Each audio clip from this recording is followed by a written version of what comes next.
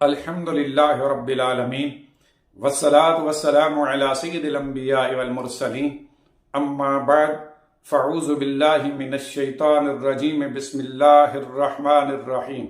حضرات محترم، آج ہم آپ کے سامنے دیدار باری تعالی کے حوالے سے ایک تعارض کی تطبیق قائم کریں گے۔ چنانچہ آیت کریمہ میں اللہ رب العزت نے ارشاد فرمایا وجوہ یومئذ ناظرہ الی ربہا ناظرہ، کہ کتنے ہی چہرے اس دن تر و تازہ ہوں گے اور وہ اپنے رب کو دیکھ رہے ہوں گے۔ اب اس آیت کریمہ سے معلوم ہوا کہ جنت میں یا بروز حشر دیدار باری تعالی مؤمنین کو حاصل بھی ہوگا اور وہ اپنے رب کا دیدار بھی کریں گے۔ اسی طرح حدیث پاک میں نبی کریم صلی اللہ علیہ وآلہ وسلم نے فرمایا کہ جنتیوں کے لیے جنت میں جو سب سے بڑا انعام تیار ہوگا وہ رب کا دیدار ہوگا۔ اب اس حدیث پاک سے بھی معلوم ہوا کہ جنت میں جنتیوں کو اللہ رب العزت کا دیدار حاصل ہوگا، جبکہ اس کے برعکس دوسری آیت کریمہ میں اللہ رب العزت نے ارشاد فرمایا لا تدرکہ الابصار، کہ آنکھیں رب کا احاطہ نہیں کر سکتی۔ اب اس آیت کریمہ کے ظاہر سے معلوم ہوا کہ دیدار باری تعالی ممکن نہیں ہے، کیونکہ آیت کریمہ میں رب نے فرمایا کہ آنکھیں رب کا احاطہ نہیں کر سکتی، جبکہ اس کے برعکس پہلی آیت میں فرمایا کہ بروز حشر چہرے تر و تازہ ہوں گے اور رب کو دیکھ رہے ہوں گے، اور حدیث سے بھی دیدار باری تعالی ثابت ہوتا ہے۔ اب دونوں آیات کے درمیان بظاہر تعارض معلوم ہوتا ہے۔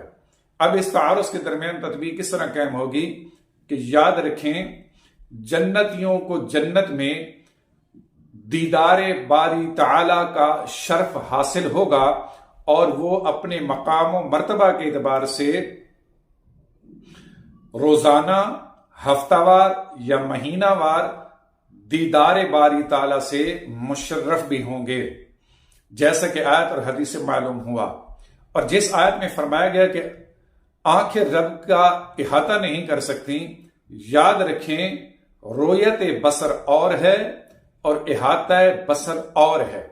رویت بصر کا معنی ہے آنکھ کا دیکھنا، اور احاطہ بصر کا معنی ہے آنکھ کا دیکھ کر چیز کا احاطہ کر لینا۔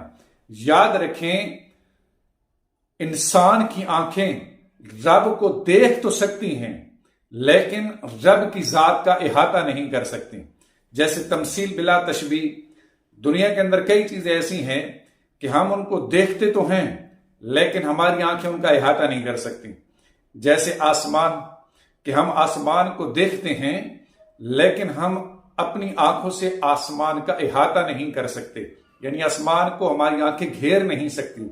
اسی طرح سمندر کو ہم دیکھتے ہیں لیکن سمندر کو ہماری آنکھیں احاطہ نہیں کر سکتی، یعنی سمندر کو گھیر نہیں سکتی، کیونکہ سمندر اور آسمان اپنی وسعت کے اعتبار سے اتنے کشادہ ہیں کہ ہماری آنکھوں کی رینج سے باہر ہیں۔ ہم دیکھتے ہیں ان کو لیکن ان کا احاطہ نہیں کر سکتے۔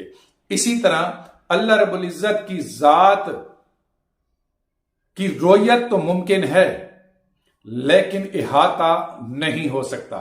تو اب جس آیت میں فرمایا کہ آنکھیں رب کا احاطہ نہیں کر سکتی، اس کا مطلب یہ ہے کہ دیکھ تو سکتی ہیں، یعنی رویت تو ممکن ہے لیکن دیکھنے کے باوجود رب کی ذات کا احاطہ نہیں کر سکتی، اس کی ذات کو گھیر نہیں سکتی۔